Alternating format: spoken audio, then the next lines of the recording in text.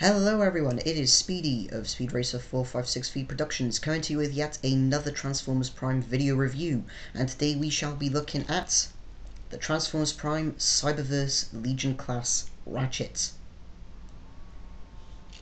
As you can see, the Transformers Prime Ratchet is depicted as a orange and white ambulance, and I actually like Ratchet in this colour scheme.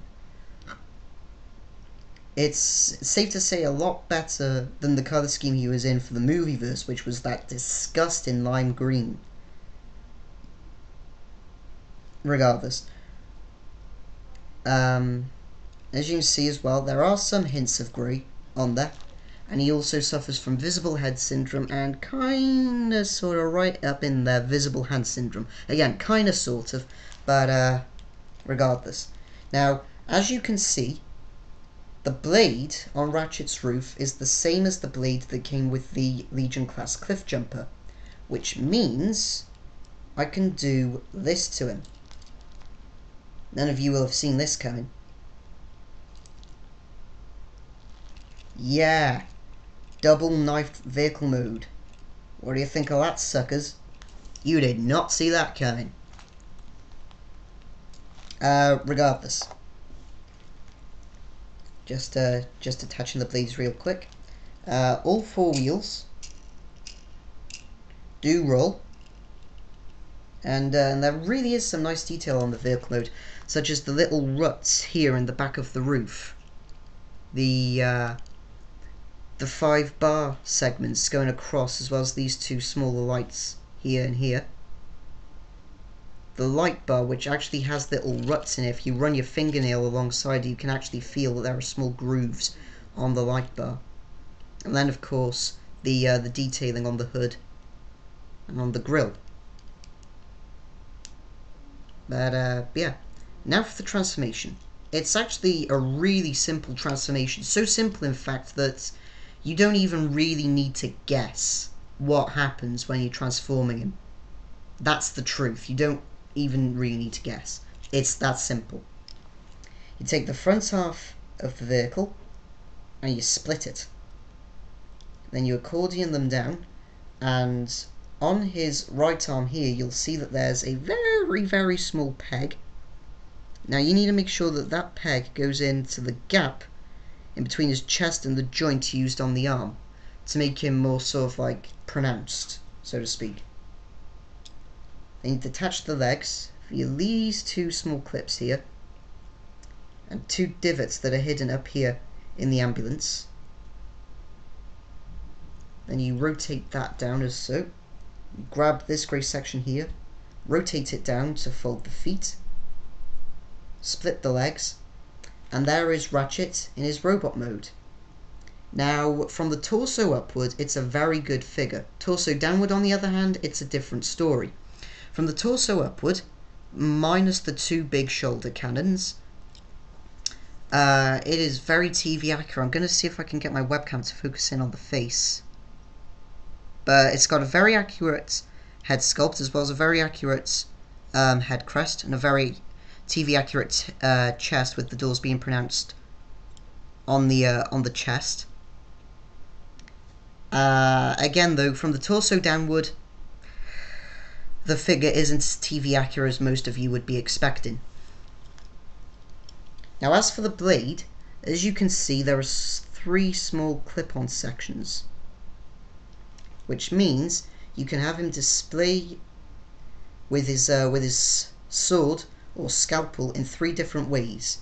You can have him displayed with it on the outer of his arm, with a small amount of blade showing from the inside of the arm.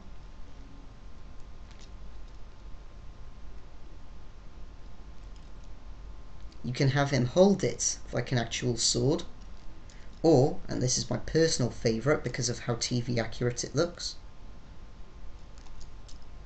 you can have him hold it like a gun. Now, from the inside of the arm, it does look as if he's holding a gun. From the outside of the arm, however, it looks like the sword is protruded out of his arm like it does in the TV show. So kudos to Hasbro there, that's some very clever design. Now, onto the figure's articulation. The figure has ball jointed shoulders, as well as a little swivel from said ball joints, and an up and down shoulder swivel, but that's prior to transformation. The legs can go forwards all the way, backwards all the way, and they can go outwards. There's also some knee articulation as well, but that's prior to transformation. And there's also some foot articulation as well, but again, that's prior to transformation. Basically, in short, with this figure, aside from the rotation on the arms, everything on this figure, all the transformation and articulation, is, well, prior to the transformation. Which isn't really that good on a figure that you expect to be reproduced very well. Because need I remind you, Ratchet is a very well-loved character in the franchise. So, marks down for Hasbro on that section.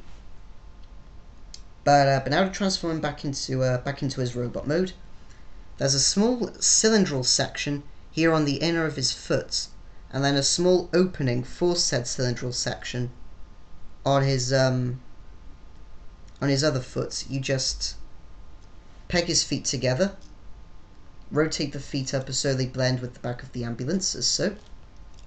Rotate the legs up,